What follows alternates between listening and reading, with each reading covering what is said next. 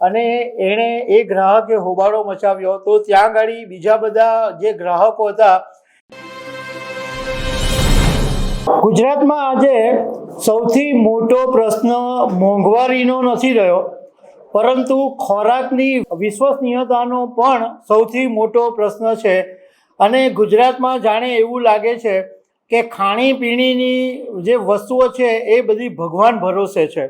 ગુજરાતની અંદર ભેળસેળ બેદરકારી એટલી બધી બેફામ વધી ગઈ છે કે દૂધ, પનીર, ઘી, મસાલા અને રેસ્ટોરન્ટના ભોજન સુધી કંઈ પણ શુદ્ધ હોવાની ખાતરી નથી. આ હું એટલા માટે કહી રહ્યો છું કે અત્યાર સુધી લારી પરના જે ફૂડની બ્રાન્ડ હતી એમાં ભેળસેળની વાત આવતી હતી, પરંતુ હવે મોટી જે બ્રાન્ડ છે ફૂડની એમાં પણ વિશ્વસનીયતા નથી રહી. અને અમદાવાદની અંદર તાજેતરમાં 4 મોટી બ્રાન્ડમાં ક્યાંક વંદો મળ્યો છે, તો ક્યાંક જીવાત છે, તો ક્યાંક ગંદકી છે, ક્યાંક વાળ નીકળ્યા છે. તો હવે એમ થાય છે કે મોટી બ્રાન્ડમાં પણ જો આવી બેદરકારી હોય તો પછી ગ્રાહકે વિશ્વાસ કોની પર મૂકવો? તો આના વિશે તમારી સાથે વાત કરીશ. મારું નામ રાજેશ શાહ છે અને તમે જોઈ રહ્યા છો ગુજરાતના સૌથી મોટા ડિજિટલ ન્યૂઝ પ્લેટફોર્મ ખબરછે.com. ખરેખર એવું લાગી રહ્યું છે કે ખાવાની બાબતમાં ગુજરાત આખું ભગવાન ભરોસે છે. કારણ કે રોજ પડે ને નકલી પનીર પકડાય, નકલી ઘી પકડાય, નકલી દૂધ પકડાય. અને રેસ્ટોરન્ટની અંદર તો રોજ પડે ને એક કિસ્સા આવે કે ક્યાંક વાંદો નીકળ્યો, કાંઈ વાળ નીકળ્યા. તો લોકોએ બહાર ખાવાનું બંધ કરી દેવાનું, કારણ કે કોઈ એવા કડક કાયદા નથી. માત્ર પેનલ્ટી ભરી અને આ બધા છૂટી જાય છે. એટલા માટે આ બધા લોકો બેફામ બનેલા છે અને રીતસરના લોકોના આરોગ્યની સાથે ચેડા કરી રહ્યા છે. તો આવા લોકોને સરકારે બંધ કરાવવા જોઈએ અને જેલમાં પૂરી દેવા જોઈએ.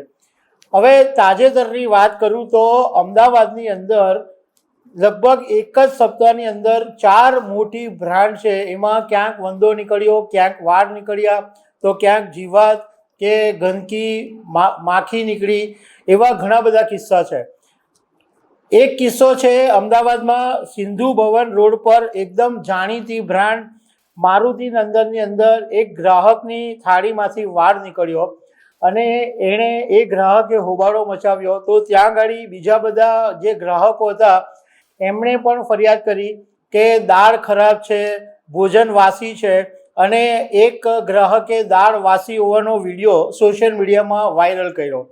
તો અમદાવાદ મ્યુનિસિપલ કોર્પોરેશનના અધિકારીઓએ મારુતિ નંદન પર દરોડા પાડ્યા અને 10,000 રૂપિયાનો દંડ કર્યો.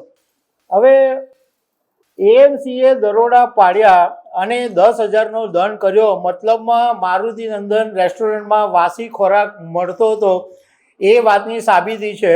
તો આવા ગ્રાહકોની સાથે ચેડા કરવા એ માત્ર 10,000માં પતી જાય, એટલે 10,000માં ફરી મારુતિ નંદનને લાયસન્સ મળી જાય કે એ ગમે તે વાસી ખોરાક કે વાળ ખાવામાં આપી શકે. બીજી ઘટના એ બની નિકોલના રસપાન 4 રસ્તા પાસે લા મિલોના પિઝારિયા કરીને એક પિઝાની રેસ્ટોરન્ટ છે. એણે એક ગ્રાહકે ઓનલાઈન પિઝા મંગાવ્યા તો એમાંથી જીવાત નીકળી. ત્રીજી એક બનાવ બન્યો મોચા કાફેની કોફીમાંથી, એમાં પણ જીવાત નીકળી. અને ગુજરાતમાં બહુ જ જાણીતી બ્રાન્ડ છે છાશવાલા, એમાં કાજુ અંજીરના મિલ્કશેકમાંથી જીવજંતુ નીકળ્યું અને એએમસીએ છાશવાલાને 25,000ની દંડ કરી. એટલે 25,000નો દંડ કર્યો એટલે એને ફરીથી આ બધી વસ્તુઓ પીરસવાનું લાયસન્સ મળી ગયું. એવી જ રીતના કોમોબાઈ કાફિયા કરીને અમદાવાદમાં એક બ્રાન્ડ છે, એના ગાર્લિક બ્રેડમાંથી મરેલી માખી નીકળી. તો આવા અનેક કિસ્સા છે અને જો સરકાર કડક પગલાં નહીં લેશે તો ગ્રાહક ગિની પીગ બની જશે. ગિની પીગનો મતલબ છે કે દક્ષિણ આફ્રિકાનું એક ઉંદર જાતિનું પ્રજાતિ છે અને વૈજ્ઞાનિકો અને તબીબી સંશોધકો છે એ જ્યારે કંઈ પણ નવી વસ્તુ શોધવાની હોય તો સૌથી પહેલો અખતરો આ ગિની પીગ ઉપર કરે છે. એટલે અત્યારે ગુજરાતમાં ખાવા પીવા સાથે સંકળાયેલા લોકો ગ્રાહકોની સાથે અખતરો કરી રહ્યા છે એવું લાગી રહ્યું છે. તો દર્શક મિત્રો, આવી અનેક વાતો સાથે અમે તમને મળતા રહીશું. આભાર.